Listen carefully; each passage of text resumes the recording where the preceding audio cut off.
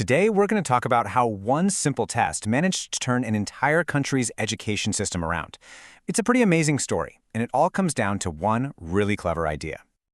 So think about this for a second. It's a huge question, right? When kids all across a country are falling behind in something as basic as reading, where do you even start? It feels impossible. Well, it turns out the answer might not be what you'd expect. It's not about focusing on the students, at least not at first. It's about giving their teachers a completely new way to see the problem. Okay, so before we get to the solution, you've got to understand just how big of a challenge we're talking about here. Let's rewind to 2018.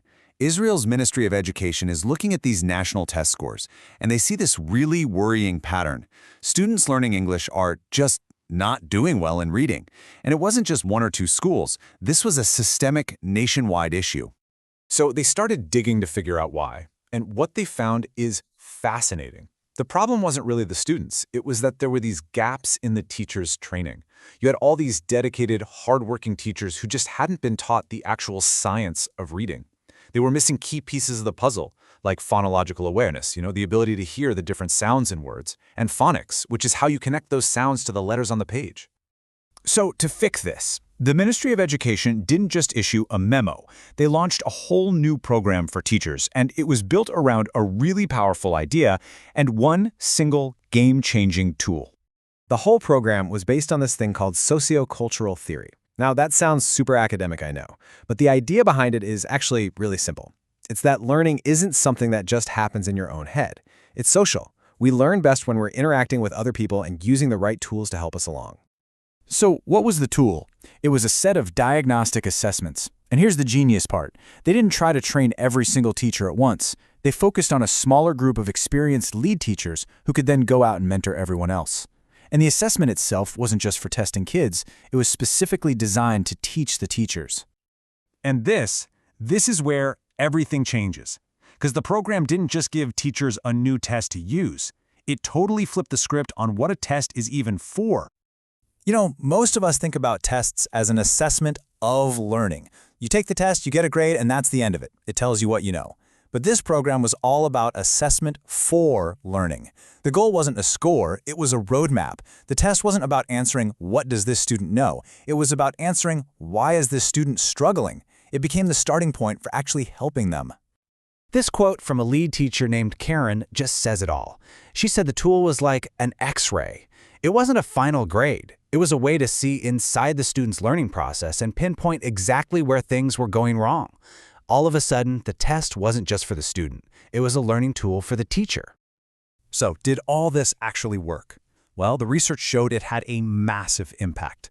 It totally transformed the teachers in three major ways.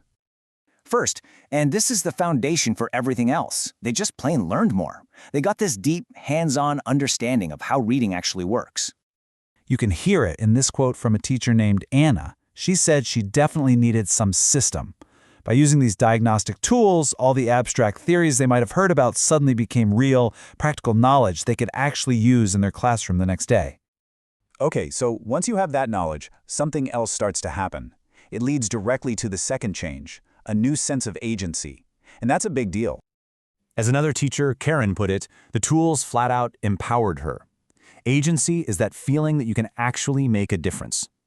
These teachers went from kind of guessing and hoping for the best to being able to confidently say, I see the problem, I know why it's happening, and I know how to fix it.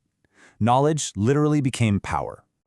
And finally, when you combine that new knowledge with that new confidence, you get the third transformation, a much more professional, strategic way of teaching. I absolutely love this quote from Maria. She called the tools mapping tools. And that just nails it, right? It's the difference between blindly following a textbook and being a real navigator. With a good map, they could chart the perfect learning journey for every single one of their students. But here's the most brilliant part. The change didn't just stop with the teachers who took the course. The whole program was designed to create a ripple effect that spread through the entire system. It created this incredible self-sustaining cycle. So, step one. Experts train the lead teachers. Step two, those teachers use the tools with their own students, and that makes the knowledge really stick. And then, step three, these newly confident expert teachers go out and mentor their coworkers, spreading that expertise organically, teacher to teacher. And what's so crucial here is that this wasn't some order coming down from the top. This was a ground-up movement.